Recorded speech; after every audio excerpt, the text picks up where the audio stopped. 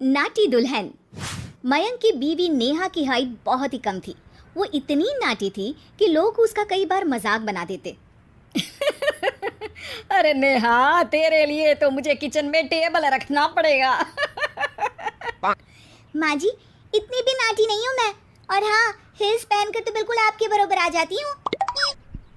अरे तेरे पापा ने महंगी कार का लालच दे दिया, वरना तो मेरे बेटे के लिए लंबी लंबी लड़कियों की लाइन लगी थी। क्या बताऊं तुझे, कटरीना फैल थी उनके सामने। पर माँ जी, आपका मयंक भी तो हाइट में कौन सा अभिषेक बच्चन की तरह है जो कटरीना मिल जाती। वैसे भी मेरी और इनकी जोड़ी तो राम सीता की जोड़ी है, राम सीता की। एक दिन सभी खाना खा रहे होते हैं, तभी माँ, दाल बहुत अच्छी बनी है, जरा और देना। रुको जी, मैं लेकर आती हूँ, किचन में है, वैसे भी मैं खड़ी ही हूँ। ये सुनकर सास हंसने लगती है। तुम खड़ी हो या बैठी, एक जैसी ही लगती हो। बस कीजिए जी, अभी हिल्स नहीं पहनी है, वैसे भी हिल्स पहनती हूँ तो आपके बराबर ही लगती हूँ। एक दिन नेहा सब्जी लेने बाहर निकलती है तो पड़ोसन कहती है, अरे देखो देखो कितनी नाटी है। मयंक तो दिखने में अच्छा है, हाइट भी ठीक ठाक है, फिर क्या जरूरत थी ऐसी नाटी बहू लाने की। दहेज बहन दहेज, अंधे हो गए थे पैसों के पीछे, अब करे जगह हसाई। दोनों की बात नेहा सुन लेती है और उसे बहुत गुस्सा आ जाता है। आंटी जी, एक बात बताओ, मेरे पापा के पास पैसे हैं, उनको अच्छी लड़की की तलाश थी, ये पसंद आए और शादी हो गई, इसमें मेरा क्या कसूर है जो आप लोग मुझे सुना रही हैं? अरे नहीं नहीं नेहा, हम तो तेरी सास की बात कर रहे थे कि कितनी लालची औरत है। देखिए, वो लालची नहीं है।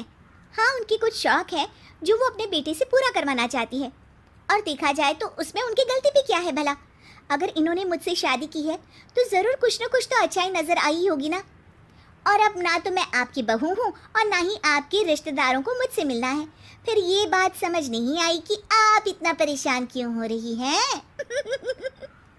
ये बोलकर नेहा वहाँ से निकल जाती है। नेहा, चलो तैयार हो जाओ, हम लोगों को एक पार्टी में जाना है। नेहा तैयार होकर पार्टी में जाती है, जहाँ मयंक का दोस्त उससे कहता है, अरे मयंक, तू लकी है यार, तेरी बीवी की हाइट इतनी कम है कि तुझे बच्चे की जरूरत ही नहीं है, भाभी ही बच्ची जैसी है। और मयंक, मेरी बीवी इतनी कम हाइट की हो ना तो मैं तो घर से बाहर ही ना निकलूं, कहीं फुदक कर चली गई तो लेने के देने पड़ जाएंगे। सभी नेहा पर हंसने लगते हैं। तभी पार्टी की जगह पर आग लग जाती है। अरे भागो यहाँ से, जल्दी करो, निकलो यहाँ से। अरे लेकिन बाहर के दरवाजे पर ही आग है, अब कैसे बाहर निकलेंगे, कोई रास्ता भी नहीं है। अरे रास्ता है ना, अगर कोई इस खिड़की से बाहर निकलकर अगर सामने के दरवाजे में आग को बुझा दे तो सब निकल सकते हैं। तभी नेहा उस छोटे से जरोखे से बाहर निकलकर आग को बुझा देती है। अरे वाह, भाभी जी ने तो आज हम सबको बचा लिया। वाह भाई वाह, बीवी हो तो ऐसी, अपने पति ही नहीं बल्कि यहाँ मौजूद सभी की जान बचा ली है इसने। भाई मयंक, माफ़ कर देना, तेरी बीवी तो सच में कमाल है। मुझे ये बात पता है और मुझे मेरी बीवी पर गर्व है। नेहा मुस्कुराकर अपने पति की तरफ देखती है। कुछ दिनों बाद जब नेहा और उसकी सास मार्केट जाती है, वहाँ पर, अरे भैया, ये कपड़ा तो देना, कितने का पड़ेगा? माता जी, ये तो बहुत महंगा कपड़ा है, लेकिन अब बस सिर्फ 2 मीटर ही बचा है, मेरे तो किसी काम का है नहीं ये टुकड़ा, तो आप 100 रुपया ही दे दीजिए। अरे भैया, तो मैं क्या करूँगी इस टुकड़े का, लेकिन वैसे है बड़ा ही सुंदर। तभी नेहा बोल पड़ती है, इसमें तो मेरी पूरी ड्रेस बन जाएगी। ये कहकर वो कपड़ा ले लेती है। अगले दिन नेहा वो ड्रेस पहनकर सास के सामने आती है। अरे वाह नेहा, ये ड्रेस तो बहुत ही सुंदर लग रही है, बड़ी महंगी होगी ना? अरे कपड़ा तो मैंने ही पसंद किया था, बस पूरा नहीं था तो इसने ले लिया। सिर्फ 200 रुपये की ड्रेस है ये पूरी। देखो माँ जी, नाटी होने का भी कम फायदा नहीं है। जैसे तैसे दिन कट रहे थे।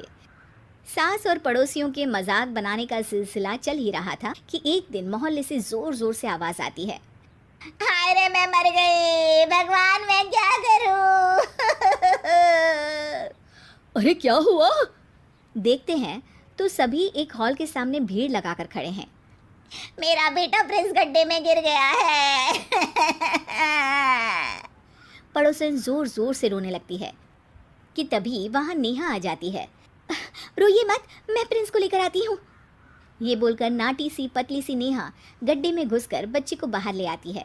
अब क्या था, एक बार फिर नेहा के लिए पूरा मोहल्ला तालियां बजाता है। मुझे माफ कर दो नेहा, मैंने तुम्हारी हाइट का कितना मजाक उड़ाया था।